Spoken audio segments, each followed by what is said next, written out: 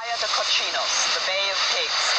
There, a brigade of Cuban exiles, thick with guerrillas, gun runners, and mafia, were blooded on the Cuban coast. Their invasion was a disastrous failure, and in their humiliation, the failed invaders hunted for a scapegoat. Some said that their search led directly to the murder of John F. Kennedy. I disliked Kennedy because of the betrayal that he was involved in on the Bay of Pigs.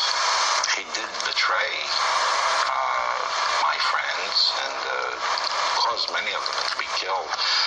So naturally, I have no love for him. I had none whatsoever when he was alive, and I still don't have any love for him, even though he's dead. I'd been to the White House earlier that year in March. I was in the East Wing of the White House having an interview with military aide to the President, General Clifton. I'd been to the Pentagon, the State Department, what have you, earlier in 1963. I'd done quite a bit of traveling, had new contacts, dealt with very prominent people, and in traveling I heard constant comments as to a solution to the Kennedy problem. It got very serious as to why waste time in Cuba, why risk lives. The whole problem is in the White House. That should be taken care of. Did someone walk in with a case of money and ask you to kill John Kennedy?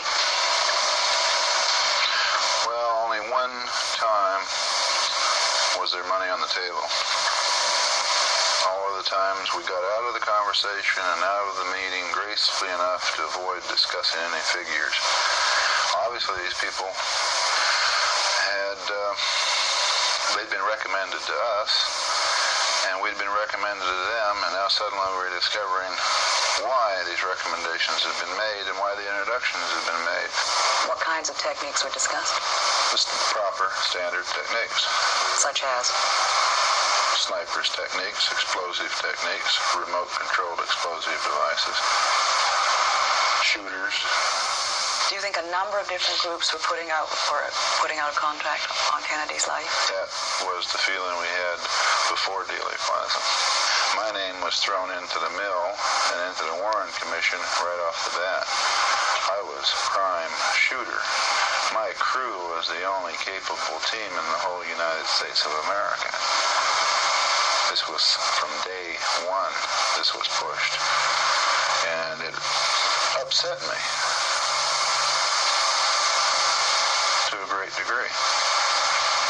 And I've made it a point to find out who did what, who didn't do what in the last 14 years.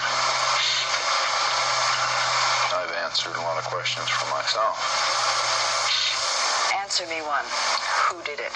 I know personally of more than one group of individuals that collected money, and they ripped them off.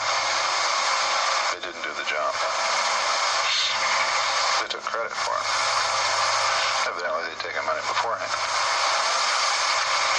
Stroke of luck for them. In 1975, an oil drum was found floating in Miami Bay. Inside, police found the mutilated body of Johnny Roselli, the syndicate boss who had been involved in the CIA mafia plots. House investigators believe that his execution laid one more body in the bloody trail leading back to Dallas. One more murder in the chain which began when Jack Ruby silenced Lee Harvey Oswald. Colonel Fletcher Prouty.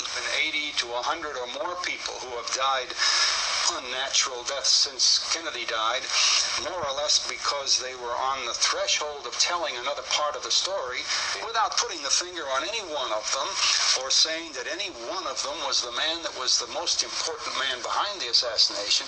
However, to see these 80, 90, or 100 people killed, you've got to believe there's something going on that causes these things to happen, even as recently as a few months ago. Today, the biggest crime is the crime of the cover-up. Think of how carefully the cover-up has been put on from the beginning, and here we are now 13 years later, and there is still a cover-up of the death of President Kennedy. That takes power. You can't, a man like Castro, a man like Khrushchev, somebody outside, or a man, one 24-year-old boy, Oswald, couldn't have killed the president and then manipulated this cover-up which has been running all these years. Was it all part of some kind of